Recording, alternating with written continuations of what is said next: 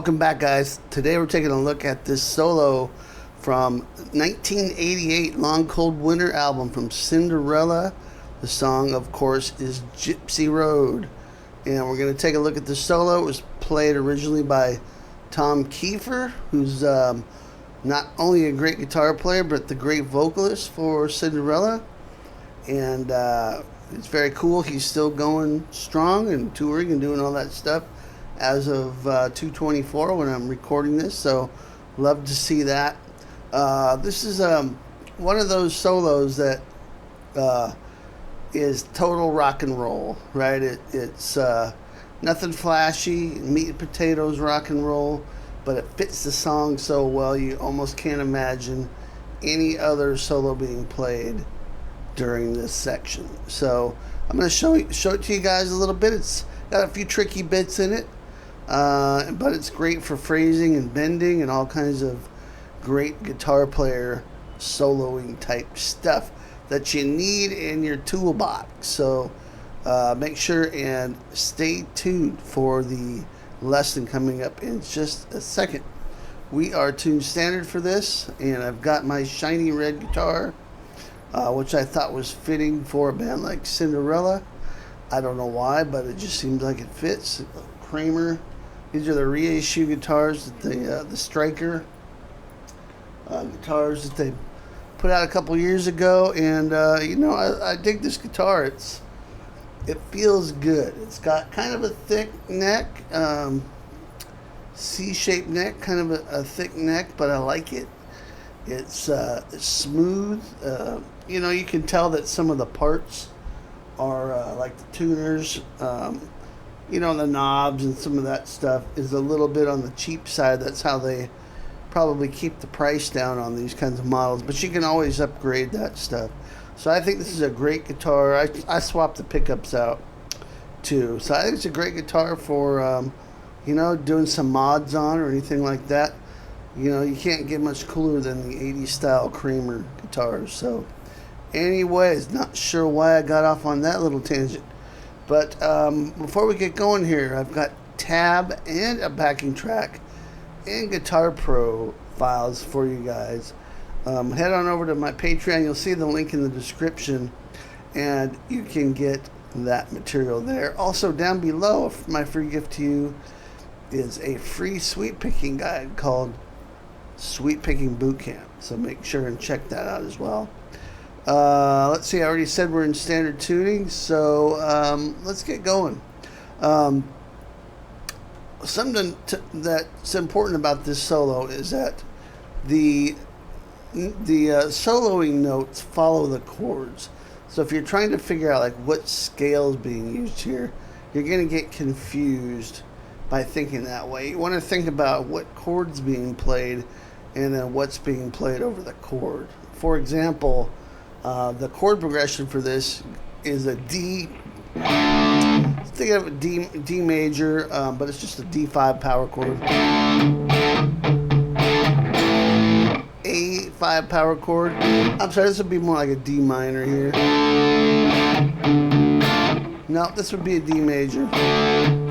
Like I said, and then an A major, but just the A5 power chord is all that's being played.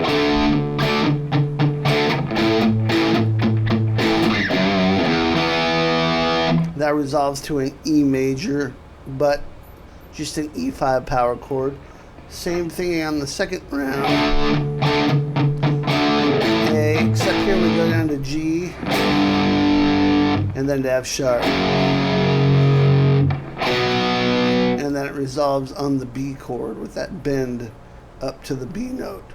So what's going on here is the solo is being modified to fit the chords. So on this first lick, the notes come right out of D minor pentatonic.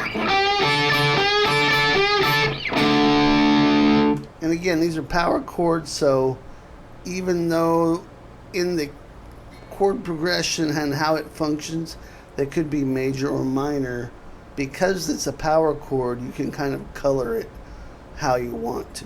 Hopefully that makes sense. We're not going to get into big theory discussion here, but for now, just check this out. So over that first chord, we're playing D. Over the D chord, we're playing D minor pentatonic. Now when it goes to A,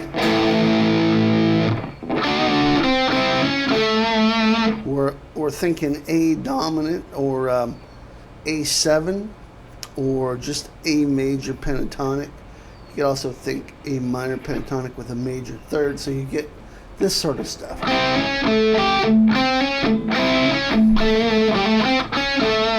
Right? It's kind of upbeat, kind of happy sounding.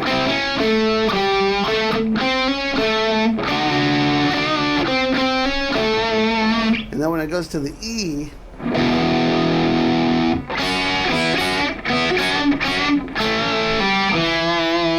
we're kind of playing around with the E minor, E major pentatonic scale there.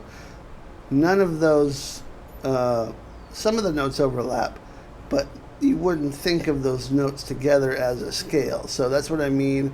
You can't just say, okay, play D minor pentatonic over the whole thing, because it won't sound good, it won't work.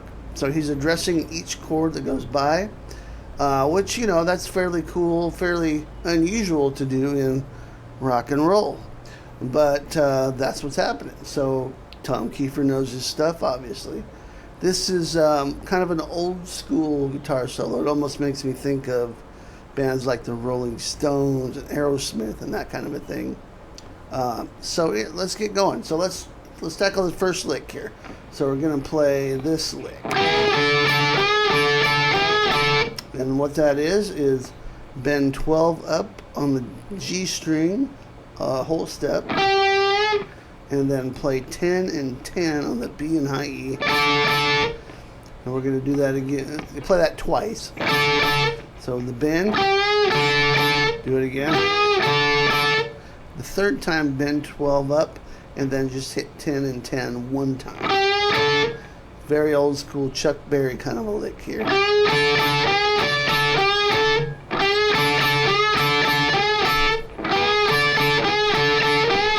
And for you new guys, make sure and keep that thumb up around the neck somewhere. You don't want to be doing this sort of a thing. I know that it can work, but all the best benders and great blues guys and all those kind of dudes, even the metal guys, most of the great ones, have that thumb over top when you're bending.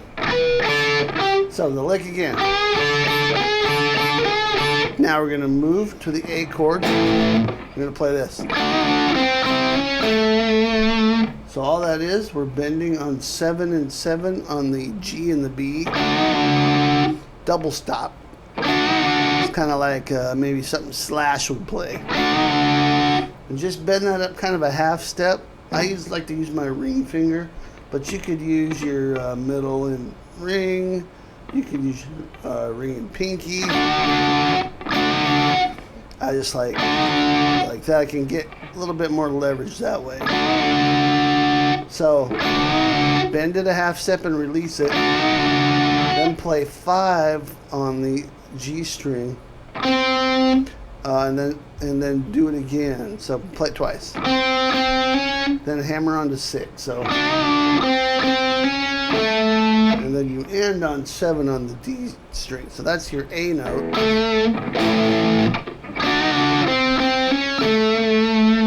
Okay, those are your first 2 licks.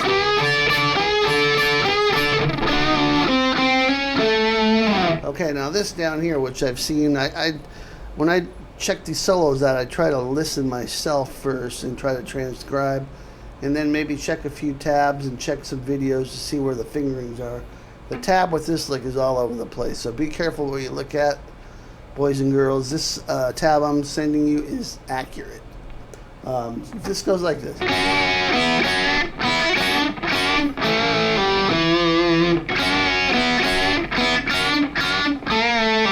Let's take the first part of that. So what I'm doing is playing the 2nd fret on the B and the high E, and just giving that a little bend up. It's not a whole step, more like a half step or a quarter step, and then release it, and then play the open E and B.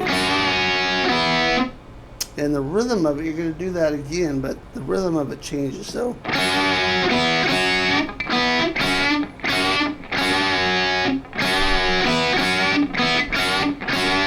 okay, that's what you're doing there. Open, one bend, then open again, E and B. So, and then two bends. And then after that, you're going to go directly to the G string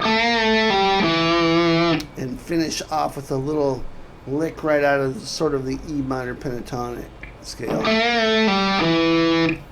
And that's just second fret G, kind of a little half step in there. Release, pull off,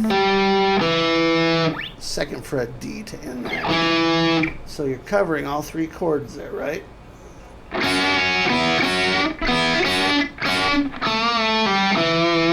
Again, for you newer players, make sure your top two strings are in tune with each other. If you play something like this and they're out of tune, you're going to get that kind of a sound. But if they're in tune, mine are slightly out, but they're mostly in tune. It should ring together nice. Okay, so again, once again, that lick.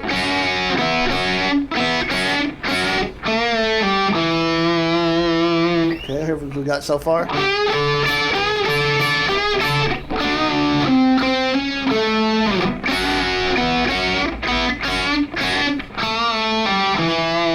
Now, the fast lick from the solo.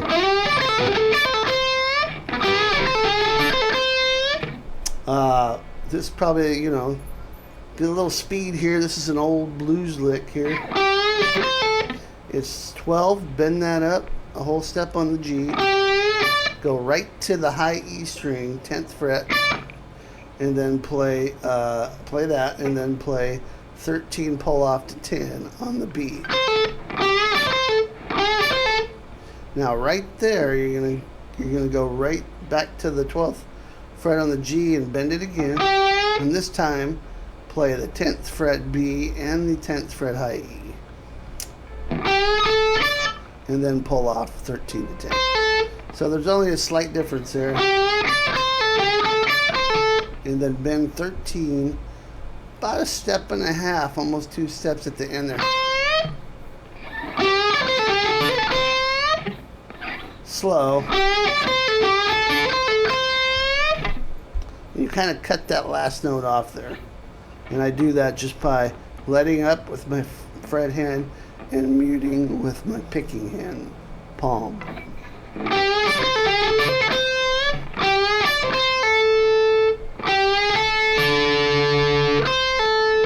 Make sure to do a pull off there on 13 to 10 on the B.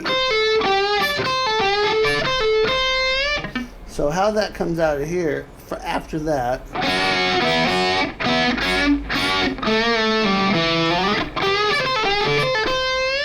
there's a slight pause before you start the lick. You'll have to listen, but you should notice that it doesn't start right on the beat. Alright, let's move on. So that's what's played over the D chord again. Now we're going to the A chord, and this is what's going on here. So instead of doing this, we're just playing around with those same notes, but this time it's going. And so I'm doing a little double stop, 5 and 5, G and B. Hammer on to 6 on the G. 7 D. Skip over to the B string and play 8 with your pinky. Back to 7 on the D. I'm kind of muting that a little bit too. And then I'm playing 5 on the G and 6. Hammer on to 6 to end it. You can also play that as a double stop, 5 and 5, G and B. So the whole lick would be.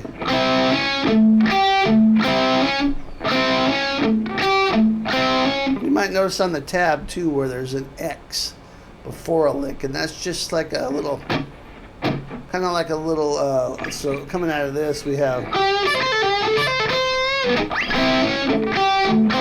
just kind of a little timing thing. You don't need to add it in there, but you know, if I was playing this live, you know, I probably would, because it just helps stay on time, right? It's almost like a downbeat with your foot.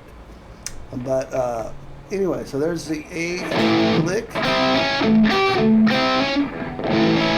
And technically that'd be coming out of an A7 chord.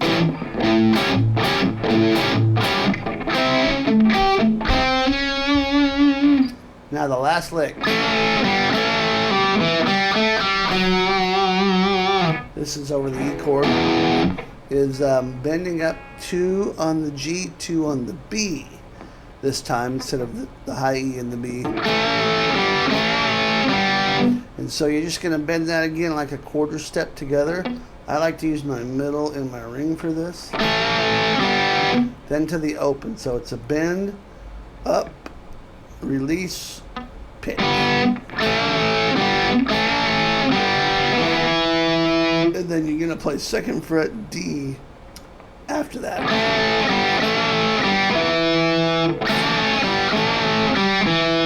And then you're going to go open G, 2G, open G, and on 4th fret D. Heavy vibrato there. It almost sounds like a trill. And it might be, but either that or it's a fast vibrato.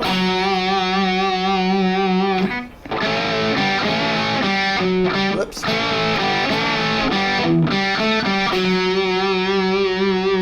Hopefully that makes sense. Let's play it from the D.